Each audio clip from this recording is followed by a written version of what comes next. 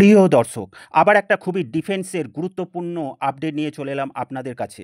ভারতের প্রতিরক্ষা চাহিদা, রাশিয়ার কূটনৈতিক কৌশল আর ভূ রাজনীতির ক্রমবর্ধমান টানাপোড়েন সব কিছুর কেন্দ্রবিন্দুতে এসেছে এক পুরনো কিন্তু নতুন রূপে ফিরে আসা প্রতিরক্ষা চুক্তি, KA-2260 ইউটিলিটি হেলিকপ্টার ডিল।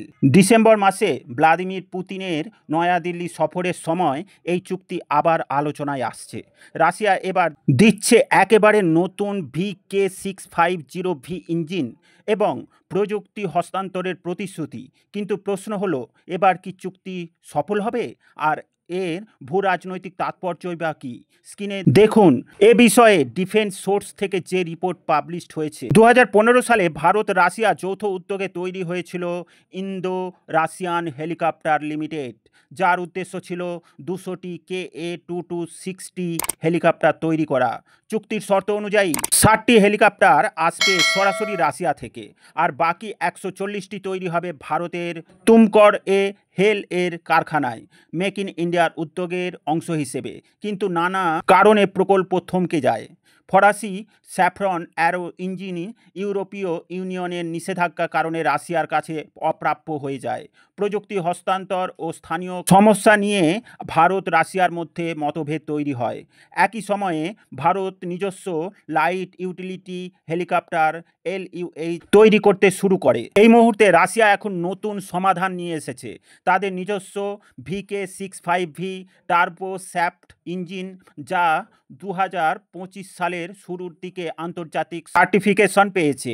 ইঞ্জিনের ক্ষমতা 650 থেকে 750 হর্স পাওয়ার, বিশেষভাবে তৈরি হট এবং হাই পরিবেশের জন্য, যা ভারতের হিমালয় অঞ্চলের মতো উচ্চতার জন্য একেবারে পারফেক্ট। এতে আছে ফুল অ্যাটিটিউডি ডিজিটাল ইঞ্জিন কন্ট্রোল সিস্টেম।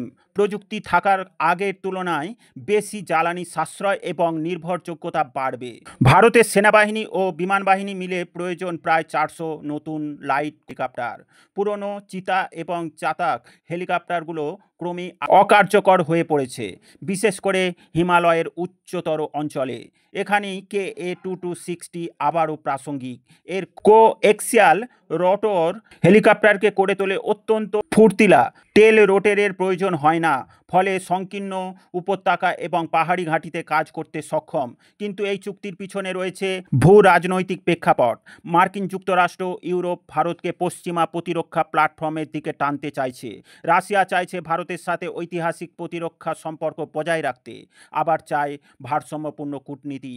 রাশিয়ার ওপর নির্ভরশীল না হয়ে আবার পশ্চিমাদের ওপর পুরোপুরি নির্ভর না করে নিজস্ব আত্মনির্ভর ভারত ভীষণ এগিয়ে নিয়ে যেতে চায় ভারতবর্ষ।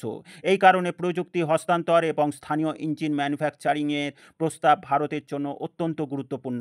রাশিয়া তাদের নতুন VK650V ইঞ্জিন সহ KA-2260 হেলিকপ্টারের একটি মডেল প্রদর্শন করবে অ্যারো ইন্ডিয়া 2025-এ বেঙ্গালুরুতে। এটি হবে এক ধরনের শক্তি প্রদর্শন, ভারতকে বোঝানোর জন্য যে রাশিয়া এই প্রকল্পকে গুরুত্ব সহকারে দেখতে চায়।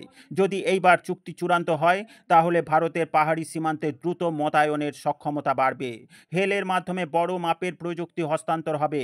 ভারত রাশিয়া প্রতিরক্ষা সহযোগিতা আবারও দৃঢ় হবে, যদিও ভারতের পশ্চিমা অংশীদাররা সেটিকে ভালোভাবে নাও নিতে পারে। তাহলে আসল প্রশ্ন হলো, KA-2260 কি অবশেষে ভারতে আকাশে উঠবে, নাকি ভূ রাজনীতি, নিষেধাজ্ঞা আর বিদেশি LUH প্রকল্প নিয়ে এই চুক্তি আবারও আটকে যাবে?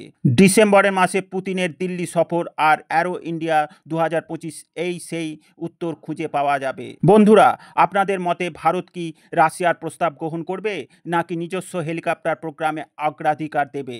কমেন্টে জানাতে ভুলবেন না। ডিফেন্স, ফরেন পলিসি ও জিও পলিটিক্স রিলেটেড খবর পেতে এই গ্লোবাল নলেজ বাংলা চ্যানেলটিকে সাবস্ক্রাইব করে আমাদের সাথে জুড়ে থাকুন।